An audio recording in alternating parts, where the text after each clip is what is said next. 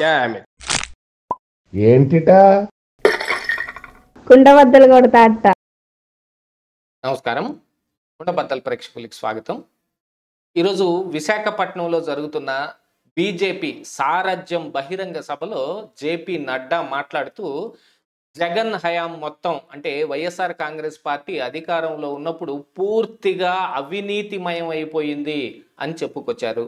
మరి అలాంటి అవినీతిమయం అయిపోయిన జగన్మోహన్ రెడ్డిని అంతకాలం కాపాడింది ఎవరు అనే ప్రశ్న ఉత్పన్నం కాకపోదు కదా. అందుకనే ప్రశ్నించవలసిన అవసరం ఇప్పుడు గట్టిగా వచ్చింది. మరి జగన్ అవినీతిలో బీజేపీ వాటా ఎంత అంటే అందులో ఆయన అక్రమార్జన చేసిందంటోలో నీకిది నాకిది అని వాటాలు వేసుకున్నారనేది కాదు కుండబద్దల అభిప్రాయం. కానీ అంత అవినీతి జరుగుతుంటే కళ్ళు మూసుకొని కూర్చోవటం వెనకున్న ఉద్దేశం ఏమిటి? ఆ అక్రమాలు, ఆ అన్యాయాలు, ఆ అవినీతి జరగటానికి బీజేపీ ఎందుకు సహకరించవలసి వచ్చింది? ఏ విధంగా సహకరించింది? ఇప్పుడు దానికి జేపీ నడ్డా ఏం సమాధానం చెబుతాడు? ఇప్పుడు వచ్చి శుద్ధ పూస కబుర్లు చెబితే ఒరిగేది ఏమిటి? ఈ రోజుకి కూడా బీజేపీ తోటే జగన్మోహన్ రెడ్డి ఇంకా బాగా మంచిగాను వాళ్ళకి కావలసిన విధంగాను ఉంటే ఆయనకు కావలసిన పనులన్నీ బీజేపీ చేసి పెడుతుంది అని వస్తున్న అపవాదులకి వాళ్ళు ఏం సమాధానం చెబుతారు అనేది ఈ వీడియోలో నేను మీకు పూర్తిగా వివరించే ప్రయత్నం చేస్తాను. వీడియో నచ్చితే గనుక ఖచ్చితంగా లైక్ చేయండి, ఇంకా 10 మందికి షేర్ చేయండి. ఈ రోజున సారథ్యం అనే ఒక బహిరంగ సభ బీజేపీ వాళ్ళ పార్టీ నాయకులతోటి ఈ కార్యకర్తలతోటి విశాఖపట్నంలో ఒక సభ నిర్వహించడం జరుగుతుంది. దీనికి కేంద్రం నుంచి బీజేపీ తరపున జేపీ నడ్డా కూడా అటెండ్ అయ్యారు.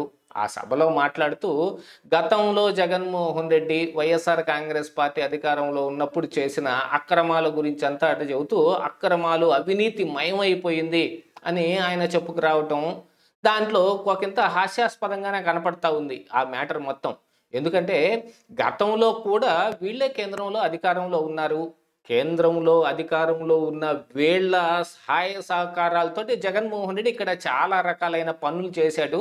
అందులో మచ్చుకి కానీ లేకపోతే బాగా ఆంధ్రప్రదేశ్ రాష్ట్రం దాని మీద ఎక్కువ ఆతృతగా ఎదురు చూస్తున్న అంశాల్లో 2-3 ఇక్కడ స్పృశించి దానికి బీజేపీ యొక్క సమాధానం ఈ రోజుకైనా ఏం చెబుతుంది అనేది ఒకసారి కనుక్కోవాల్సిన అవసరం ఉంది. కుండబద్దలు సూటిగా ప్రశ్నిస్తోంది.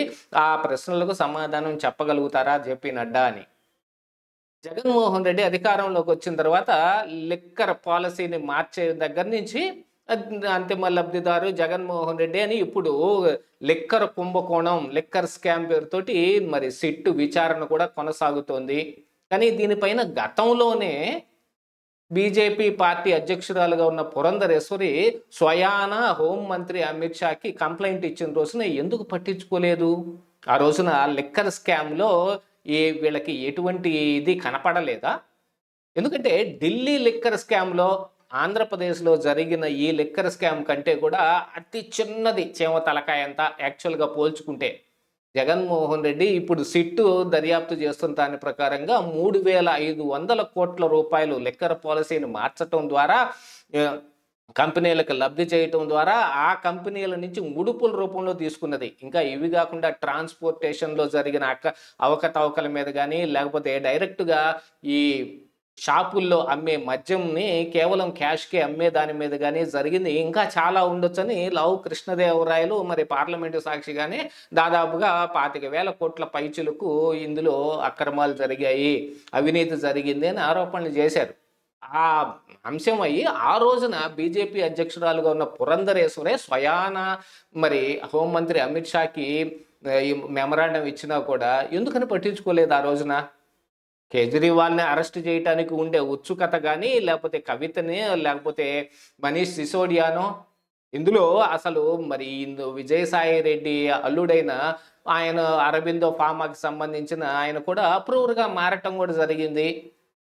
మరి అలాంటిది మరి ఆంధ్రప్రదేశ్లో జరుగుతున్న ఈ లిక్కర్ కుంభకోణం మీద ఆనాడు అధికారంలో ఉన్న బీజేపీ ఎందుకు మెనకుండా ఊరుకుంది? అంటే ఆ రోజు జగన్మోహన్ రెడ్డితో ఉన్న సత్సంబంధాలే కారణమా? దీంతో పాటుగా జగన్మోహన్ రెడ్డి చంద్రబాబు నాయుడు మీద కొన్ని ఆరోపణలు చేస్తూ అరెస్టు చేసిన నాడు కూడా లోకేష్ స్వయాన ఢిల్లీ వెళ్ళి మోడీనో అమిత్ షానో కలవటానికి పడిగాపులు పడుతున్న నెల రోజుల పాటు వాళ్ళ అపాయింట్మెంట్ కూడా దొరకలేదు. అది స్వయాన పేపర్లలోనూ మన కళ్ళతోనూ మనం చూసింది. ఇది బీజేపీ ఎన్డీఏలోకి మరి తెలుగుదేశం పార్టీ జనసేన చేరక ముందు జరిగింది. చంద్రబాబు నాయుడు గారు 52 రోజులు జైల్లో రిమాండ్ ఖైదీగా ఉన్న రోజున జరిగిన తంతిది. అంటే జగన్మోహన్ రెడ్డి మాట విని మరి ఆ రోజున లోకేష్కి అపాయింట్మెంట్ కూడా ఇవ్వలేదా? మరి ఆ తర్వాత ఇంటెలిజెన్స్ వచ్చిన రిపోర్ట్ల ప్రకారంగా కానీ సర్వేల్లో వచ్చిన ఈటి మూలంగా కానీ జగన్మోహన్ రెడ్డి స్వయాన తన చేతుల తానే చెడగొట్టేసుకున్నాడు. గెలిచే అవకాశం లేదన్నప్పుడు ఈ దక్షిణ భారతదేశంలో ఉన్న ఎంపీ సీట్ల ఆవశ్యకతని గుర్తుపెట్టుకుని ఇస్ బార్ 400 పార్ అని బెంకంగా పైకి చెప్పినప్పటికీ మెజార్టీ కూడా రాదనే విషయం వాళ్ళకి తెలిసి ఇక చంద్రబాబు నాయుడు తోటి లోపాయికారి ఒప్పందాలు చేసుకుంటానికి బయలుదేరి వచ్చారనేది ఆ రోజున ఉన్న పుకారు. ఎందుకంటే యాక్చువల్గా చంద్రబాబు నాయుడు గారి అరెస్టు వెనక బీజేపీ ఖచ్చితంగా ఉంది అనేది ఆ రోజున తెలుగు మాట్లాడే ప్రతి ఒక్కళ్ళు నమ్మిన అంశం. అసలు దీంతో పాటుగా మరి 3 రాజధానుల అంశాన్ని తీసుకొచ్చినప్పుడు ఏ అమరావతిని అయితే కట్టకుండా ఆపటానికి జగన్మోహన్ రెడ్డి ఎత్తిన ఎత్తుకి ప్రతి ఒక్క దానికి కేంద్రం నుంచి ఆయనకి సహాయ సహకారాలు ఉన్నాయి. కోర్టుల్లో సైతం ఈ రాష్ట్ర రాజధాని నిర్ణయించుకోవటం రాష్ట్రాలకున్న హక్కు అని మరి అక్కడ అఫిడవిట్ వేసిన దగ్గర నుంచి చూస్తే సోము వీర్రాజు లాంటి వాళ్ళు కానీ, జీవీఎల్ నరసింహారావు లాంటి వాళ్ళు కానీ, లేకపోతే విష్ణువర్ధన్ రెడ్డి లాంటి వాళ్ళు కానీ వచ్చి అమరావతి రైతుల్ని అవహేళన అపహాస్యం చేస్తూ అసలు ఈ అమరావతి కట్టకూడదు, దీని వెనక మరొక దురుద్దేశం ఉంది. ఎందుకంటే మోడీ ఆర్భాటంగా మొదలుపెట్టిన డొలైరా సిటీ ఎటుపోయిందో అయిపు అజ్జా లేకుండా పోయింది కాబట్టి అంతకు తలదన్నే విధంగా ఉన్న ఈ అమరావతి, అందున చంద్రబాబు నాయుడు రూపుదిద్దిన ఈ అమరావతి పూర్తయిపోతే వాళ్ళకి చాలా అవమానంగా ఉంటుంది కాబట్టి అమరావతిని ఆపటానికి విపరీతంగా ప్రయత్నం చేశారనే పుకార్లు కూడా వచ్చాయి.